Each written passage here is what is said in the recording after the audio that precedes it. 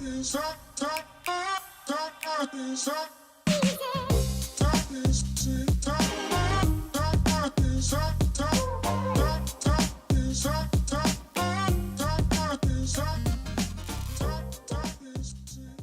next guest is Mr. Matros, the founder of Limitless.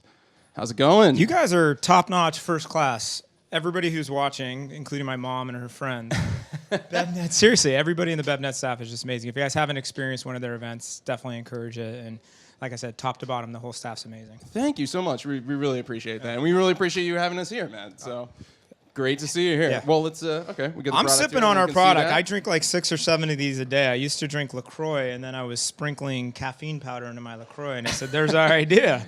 That's how you know there's something going on there, right? Yeah. So, well, before we get into some of the products and stuff like that, I mean, we were talking a little bit before we stepped in the studio here about sort of, I was asking Limitless coffee and tea. You guys are really sort of, I know you started in coffee and tea, but talk a little bit about how you're branching out and sort of what are the things that tie together all the products in the Limitless family? Great question. We did start in mid-2016 with coffee and tea. We started as a coffee and tea provider to the Chicago Cubs, the baseball team. And over the years, we've really evolved to be more of a caffeine company. We really want to power productivity. Our brand promise is around powering productivity through clean caffeine. This time last year, I was sitting in our roastery in Chicago, and as I mentioned, sprinkled caffeine powder into my LaCroix. It was actually Pellegrino, into my Pellegrino, and said, there we go. You know, we're a caffeine platform. Let's take advantage of this sparkling water wave.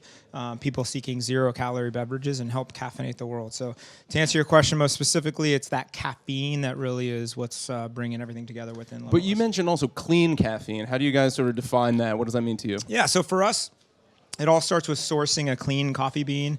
In the world of coffee, there are 2 types of coffee beans. There's a wet wash coffee bean and there's a natural process coffee bean.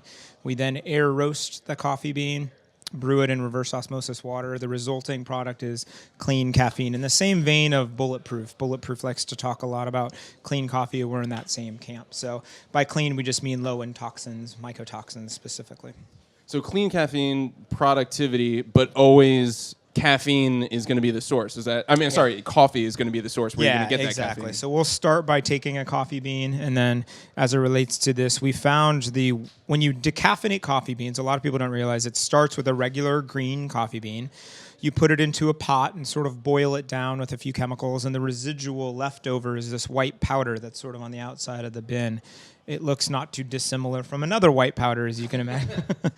So as we found from using this white powder, we were throwing it away because we had no use for it. And then now all of a sudden we are putting it back into our product. So everything for us when it comes to future innovations will all start with that clean caffeine powder. So we're looking at non-beverage items like caffeine sticks, some chews, things like that. But right now we're focusing on sparkling water. And this sparkling water, when we're talking about caffeine and productivity, there's 35 milligrams of caffeine, and I know there's a specific reason why you guys went for that sort of smaller dose as to make it more effective. Yeah, we appreciate you asking that. That's a very good point. We were very deliberately calling it lightly caffeinated.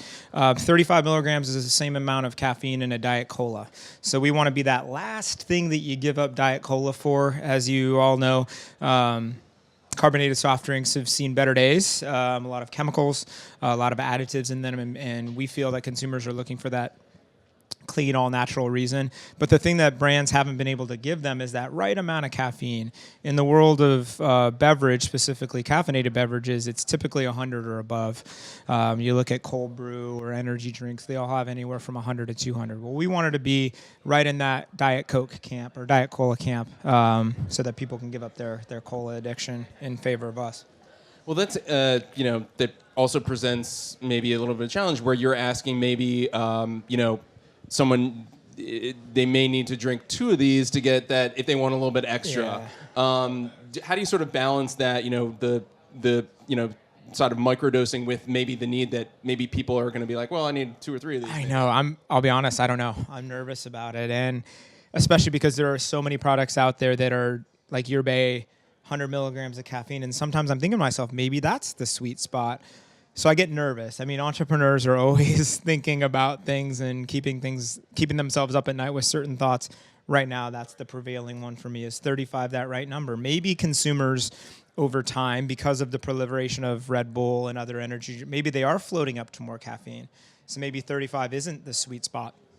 So that's what makes me nervous. Well, it seems like I'm not trying to make you nervous. No, it does though. But Marty, in all seriousness, like it's throwing questions out there. You know? It's scary, and I think as entrepreneurs, that's why I love what you guys do to bring us all together. We all have the same challenges and problems. They're not the same brands, but we all go through the same stuff. And as entrepreneurs, we're all mothers and fathers to these brands. And no one else cares about the brands the way the mother and the fathers do, so we can all commiserate with each other, and that's why coming to events like this is so awesome. But it doesn't help with the sleep or the bags under the eye. Absolutely. But, even with that, I mean, it sounds like you guys are not, you're not putting all your eggs in one basket, clearly.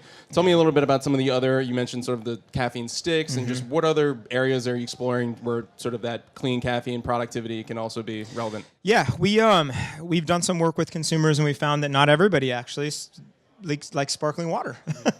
We're all guided by this all the market data that says sparkling water is growing, but there is certainly a segment of the population that prefers still or prefers unflavored water. So that's why we think caffeinated sticks could be a good option for them.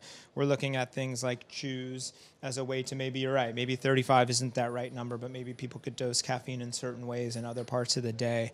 That being said, our focus right now is on a national launch with a major retailer with our caffeinated water this year. We're super excited about it. We're looking forward to supporting all the retailers that we're on now.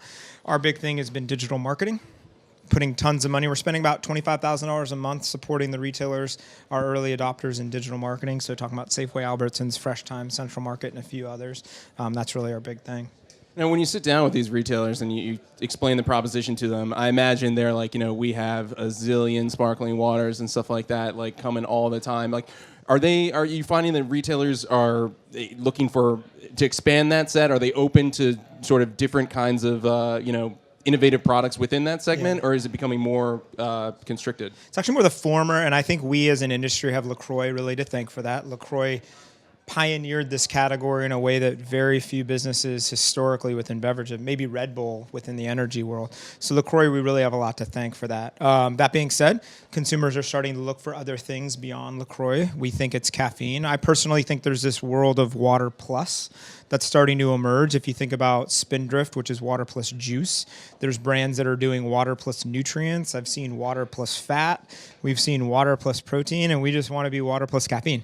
So it's very interesting what's happening. I think it's all been driven around the 0-calorie search. People are looking for 0 calories, and obviously water is the most consumed 0-calorie beverage in the world. Yeah, definitely. And, reaching those consumers who are looking for that kind of thing, e-commerce, direct-to-consumer, I know that's a part of your business. How has that sort of developed, and what advantages does that give you in introducing a new kind of product like this? Yeah, it's funny.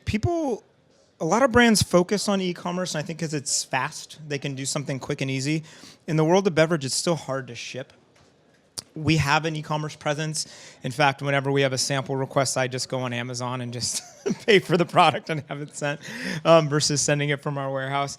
But e-commerce in the world of beverages is still a little challenging until you get to be one of those everyday brands like a LaCroix or a Diet Coke where it is in your shopping cart all the time. That being said, it is still part of what we do. It's just not a major focus for us. We really want to get people in that grocery store who are discovering products for the first time. Awesome, Matt. Thank you so much. You guys are the best. Seriously. Come to the next BevNET. I think it's in New York in January or in March. Well, in June, actually. That's what I said, yeah. This was not a sponsored post. No, this was 100% legit feedback. Thank you so much for being here. Thank you, guys. Enjoy the rest of the show.